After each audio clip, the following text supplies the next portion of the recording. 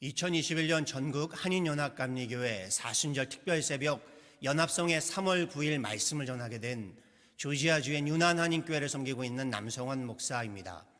오늘 이 새벽에 함께 묵상할 본문 말씀은요, 이사야서 47장 1절에서 11절까지의 말씀입니다. 제가 봉독해 드리겠습니다. 처녀딸 바벨론이여, 내려와서 티끌에 앉으라. 딸 갈대하여, 보좌가 없어졌으니 땅에 앉으라. 내가 다시는 곱고 아리답다 일컬음을 받지 못할 것임이라. 맷돌을 가지고 가루를 갈고 너울을 벗으며 치마를 걷어 다리를 드러내고 강을 건너라. 내 속살이 드러나고 내 부끄러운 것이 보일 것이라. 내가 보복하되 사람을 아끼지 아니하리라. 우리의 구원자는 그의 이름이 만군의 여호와 이스라엘의 거룩한 이시니라. 딸 갈대하여 잠잠히 앉으라. 흑암으로 들어가라. 내가 다시는 여러 왕국의 여주인이라 일컬음을 받지 못하리라. 전에 내가 내 백성에게 노하여 내 기업을 욕되게 하여 그들을 내 손에 넘겨주었거늘 내가 그들을 긍휼히 여기지 아니하고 늙은이에게 내 멍에를 심히 무겁게 메우며 말하기를 내가 영영이 여주인이 되리라 하고 이 일을 내 마음에 두지도 아니하며 그들의 종말도 생각하지 아니하였도다. 그러므로 사치하고 평안히 지내며 마음에 이르기를 나뿐이라, 나 외에 다른 이가 없도다.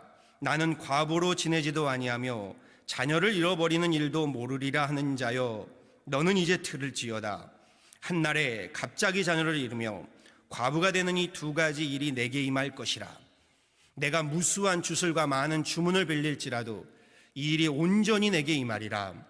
내가 내 악을 의지하고 스스로 이르기를 나를 보는 자가 없다 하나니 내 지혜와 내 지식이 너를 유혹하였음이라. 내 마음에 이르기를 나뿐이라, 나 외에 다른 이가 없다 하였으므로 재앙이 내게 임하리라. 그러나 내가 그 근원을 알지 못할 것이며 손해가 내게 이르리라. 그러나 이를 물리칠 능력이 없을 것이며 파멸이 호련히 내게 임하리라. 그러나 내가 알지 못할 것이니라. 아멘. 제가 모셨던 목사님 글에서요, 도반이란 말은 주로 불교에서 사용하는 단어이지만 깨달음을 목적으로 함께 도를, 함께 길을 걷는 벗을 의미하고요, 나아가 도를 함께 수행하는 자들을 칭하는 말이다라고 했습니다. 우리는 예수의 도를, 주님의 길을 함께 가는 사람들입니다. 지금의 팬데믹 시대를 함께 겪으면서요, 사순절기의 이 40일을 여러 교회들과 성도분들과 함께 연합성회로 주님의 길을 함께 걷고 주님의 도를 함께 행함이 참으로 감사하고 좋습니다. 오늘의 본문 말씀 함께 살펴보겠습니다. 먼저 이사야서는요, 총 66장으로요 신구약 성경의 66권을 압축하고 있음을 앞서 목사님들께서 전해주셨습니다. 구약 39권과도 같이요, 이사야서의 전반부 39장까지는 이스라엘의 과거의 죄악과 심판에 대한 이야기가 주를 이루고 있고요, 신약 27권과 같이 이후의 27장은 이방 나라들의 심판과 미래의 이스라엘의 회복과 메시아의 오심, 그리고 도래할 하나님 나라의 영광에 대한 소망의 메시지를 전하고 있다라고 했습니다.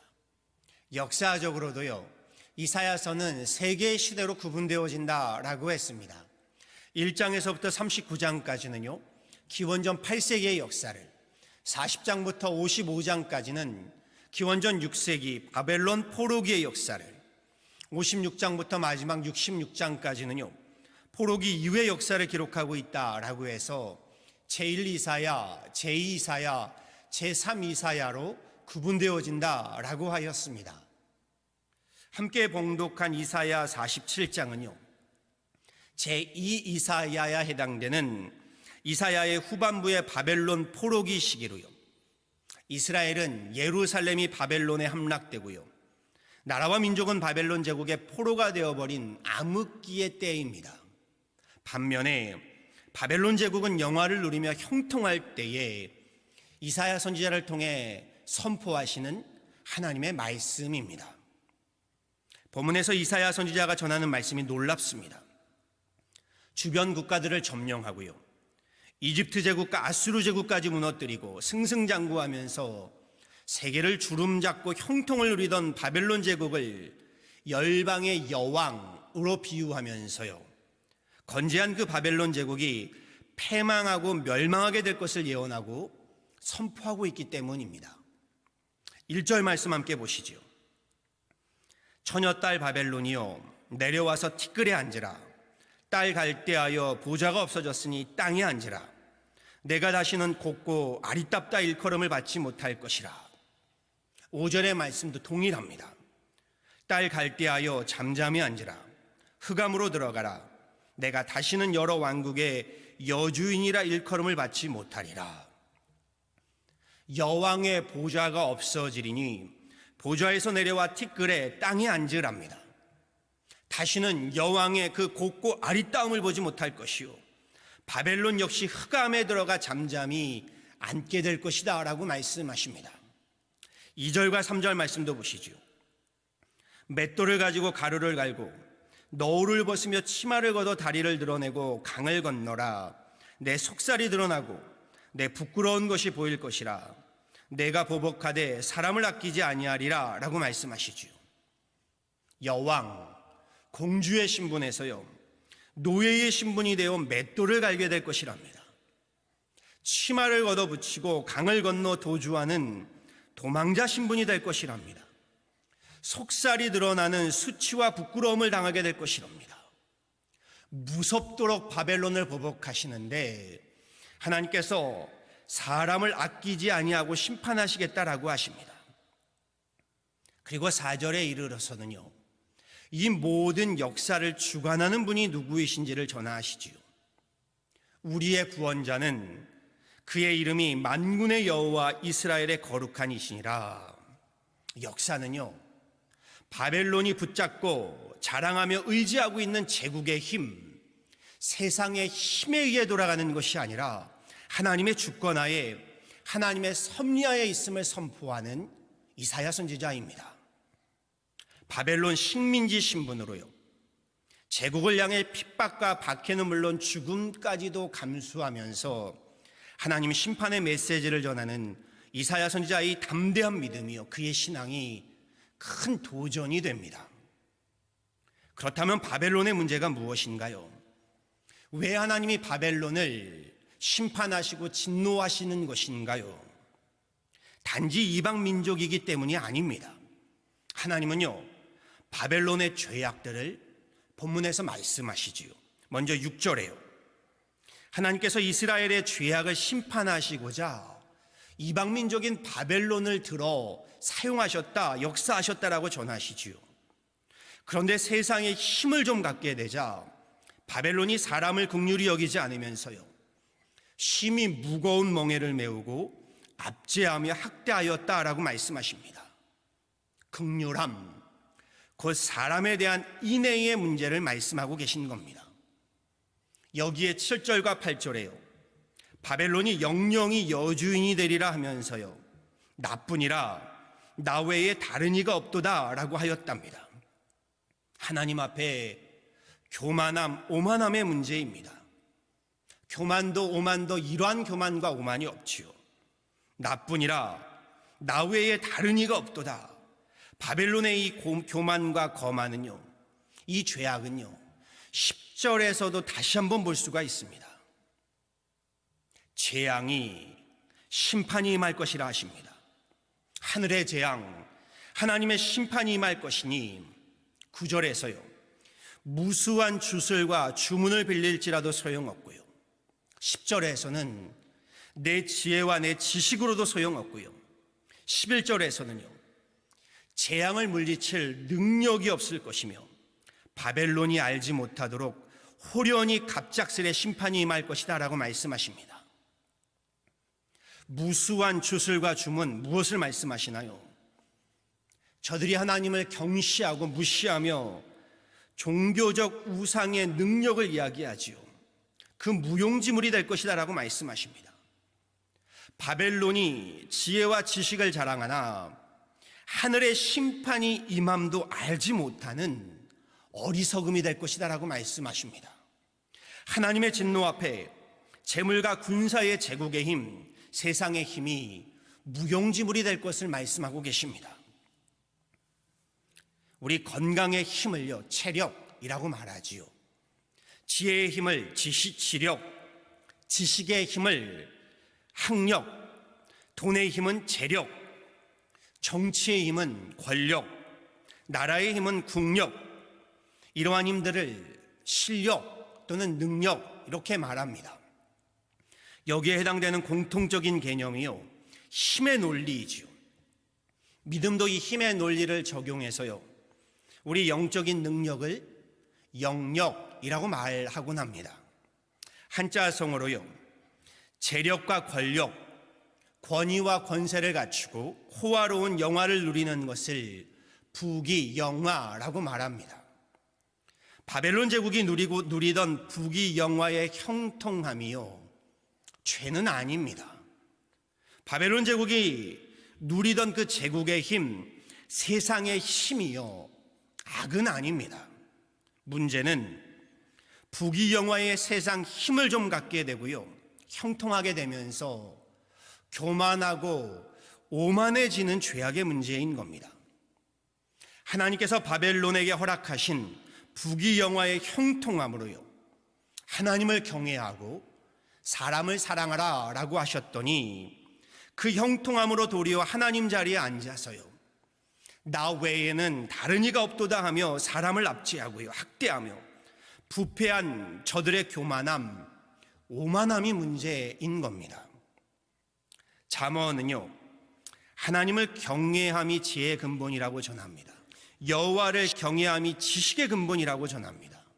그런데 되레 그 지식과 지혜로요, 하나님 부인하고 부정하는 저들의 거만함의 문제인 겁니다. 신앙도 동일합니다. 성경의 인물들 가운데는요, 처음에는 겸손하게 하나님의 부르심에 순종하다가 승승장구하게 되면서요, 힘을요, 곧 영력을 갖게 되고 권세를 좀 갖게 되면서요, 교만함과 오만함에 빠져 도리어 하나님 심판에 이르게 된 인생들이 제법 많이 등장합니다. 저들의 탁월함, 저들의 형통함이 도리어 교만과 오만을 불러오게 된 것이지요. 바벨론도 제국의 힘을 좀 갖게 되니요, 하나님을 경외할 줄 몰랐던 겁니다. 하나님을 경외할 줄 모르게 되니요, 사람 귀한 줄도 모르게 되었습니다. 그런데 이것은 바벨론만의 문제는 아닐 겁니다. 바벨론에 앞서서요, 이스라엘도 가나안 땅에 이르러 형통함을 누리다가요, 그 형통함으로 교만해지면서요, 하나님 심판에 이르게 되었던 것이지요. 역사를 잊은 민족에게 미래는 없다라는 말을 하지요. 교만함, 오만함으로 무너진 저들의 역사를 보면서요, 오늘날 우리의 모습을 돌아보게 됩니다. 내 마음대로, 내 뜻대로 좌지우지할 수 있는 힘을 갖지 못해서 그리하지 못할 뿐이죠.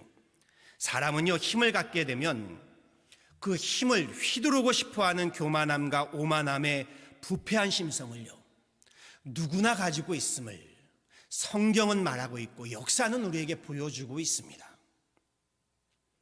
교만은 멸망의 선봉이요 겸손은 존귀의 앞잡이이니라.